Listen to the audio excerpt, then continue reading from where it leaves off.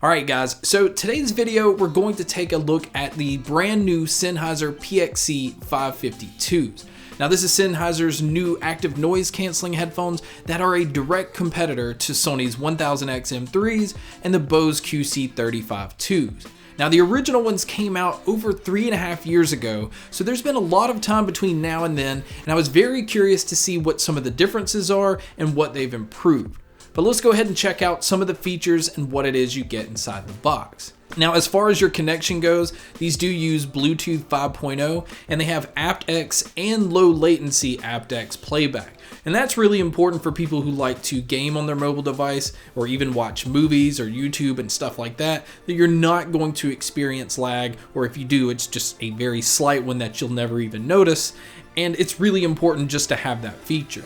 Now, another thing that I really enjoyed about these is that you can connect to multiple devices. So I have these connected to my iPad where I like to consume media like watch movies, but if I get a phone call, I'm able to just answer that within the headphones without having to take these off or just do any kind of fancy switching within the headphones. It just makes it very convenient. So as far as inside the box, I do want to say that the carrying case is a soft carrying case, and at $350, that's a pricey investment that I would have liked to have seen a hard case be able to protect these a little bit better. Now also you get an airline adapter, which most people don't use, but I guess the fact that they include it, it's not going to hurt anyone. And as far as your headphone cable, it is a 2.5 to 3.5 millimeter headphone cable, just in case you want to use it plugged into a device. Now, as far as the charging cable, this is another thing that I cannot understand, especially on a pair that's coming out very close to 2020.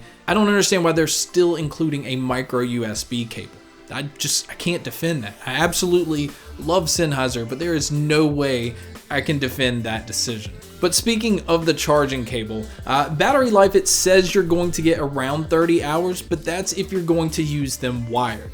Now, if you're going to use them wirelessly, you can expect to get closer to around 20 hours. So now let's look at the headphones themselves. Like if you just glance at these, it's really hard to tell a difference between these and the original. I think the most noticeable difference is the fact that now the ring around the ear cups is a black instead of a silver or chrome or whatever it was before. So it looks more stealthy, it looks more classy in my opinion. Now the one thing I don't understand that they removed is they removed the switch that was on the original one that allowed you to switch between the different music modes. So it would switch between like a club or whatever different effects, and now you actually have to do that within the app itself. So the app is not necessary to use these, but I highly recommend it so that you can get the most out of them. Right now with the ear cups laying flat, they are off, but to turn them on, you just simply turn the ear cups inward like you would be listening to them, and they will automatically turn on and pair to your device. Now they also do fold inward as well,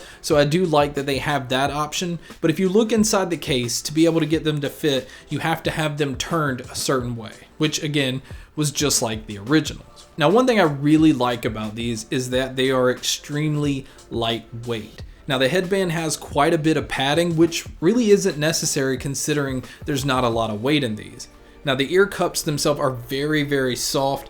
This is one of the easiest pairs to wear for a long period of time and not get uncomfortable. Now, as far as the controls, I'm glad that they also kept the touch controls. So you have control over the volume by simply sliding your finger up and down on the ear cups, and then you can skip the tracks forward and backwards by sliding your finger forward and backwards.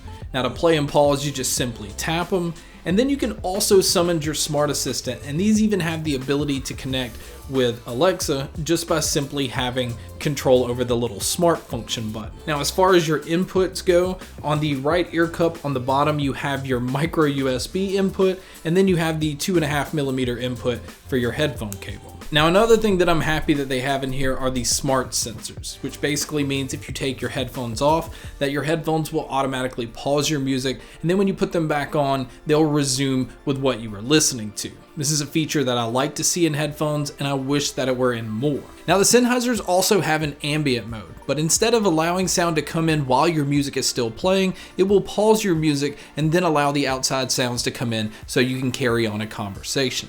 Now also on these headphones you have a switch to switch between the 3 different noise canceling modes. You basically have off, and then one that cancels out a little bit, and then one that cancels out the most. Now as far as the noise canceling goes, if you're going to compare these to the Sony or Bose, I definitely do not think that they are on that level.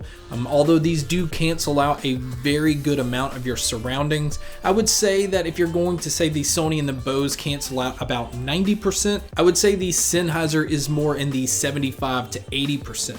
So I think for most situations that's going to be completely fine. But one thing I do want to point out is to get the best sound out of these, in my opinion, they sounded better when the noise canceling was turned off. Now I don't know if it's because it just sounded a little bit more open, but I did notice a significant difference, and I preferred it when the noise canceling was turned off. Now for you guys that like to use your headphones to take calls, I think the microphones on here are doing an excellent job. I think this is one of the features that Sony has not found a way to nail yet, and I think Sennheiser has done a great job here. But you guys can be a judge by listening to a test here. Alright guys, so here is a mic test using the Sennheiser PXC 552s. As you can tell, it's doing an extremely good job of picking up the clarity in my voice. And so here is a mic test with a crowd noise being played in the background so that you'd get an idea of what it would sound like if you took a call in public. So now let's talk about the sound. The sound on these is, to me, what makes these very interesting. And I think this is going to be what separates who these are for and who they are not for. Well, let's go ahead and start with the fact that I think the volume could use a little bit more. Like I felt at times that I was turning these up to 90 to 100%, and I still felt like, I wish I could turn it up a little bit more. Now for most people, some people that just don't want to listen to their music extremely loud, that's not going to be an issue. But I at least like having the option sometimes to just turn it up and listen to it as loud as I want. So now on to the overall sound of these. Right out of the box, before you tweak anything, this is a very neutral sounding pair of headphones. It's not trying to do too much in the bass department. It's not trying to do too much with the treble. I do feel like the mids are always very forward and they sound fantastic. Whether you're listening to it in neutral or you go within the app and you start to turn the bass boost or the clarity, and it even has a director's mode where you can kind of tweak a few things, but they don't have a full EQ yet. I don't know if that's coming, and I'm kind of confused considering that's been available in some of Sennheiser's other products. So with tweaking these a little bit, you can get a little bit more bass out of these. They are definitely punchy if you want to go that route. But I never seem to be able to get a very bright treble. This headphone is more geared towards neutral listening. I don't think that it's really trying to do much over one frequency over the other. Now, as far as the sound stage and the sound imaging, I think this is where these excel over the competition.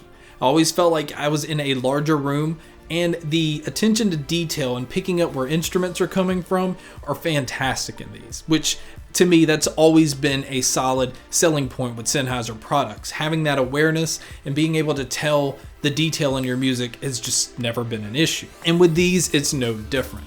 Now, as far as the cons go, I'm going to start with the fact that I really wish they did not include a micro USB. And I also really wish they did include a hard case, because $350 is a pricey investment that just feels more protected in a hard case. Now, as far as the headphones themselves, my only real complaints is I wish I had a little bit more volume in these, and I still would have liked to have had a little bit more control over the EQ. I feel like they're just telling you want to listen to your music in a neutral way, and they don't want you to do too much to it. So overall, I think this is a great option if you're looking at noise canceling headphones. I just think this is geared more towards people that don't like to have a lot out of their sound as far as volume goes. They don't like things to be tuned up in the bass or the treble department. They just want something that sounds neutral, not necessarily flat, but just not something that has a lot of the frequencies more boosted or emphasized like in the Bose or the Sony. But guys, that is my video on the brand new Sennheiser PXC 552s.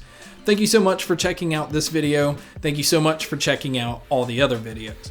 And as always, make sure to stay tuned for more.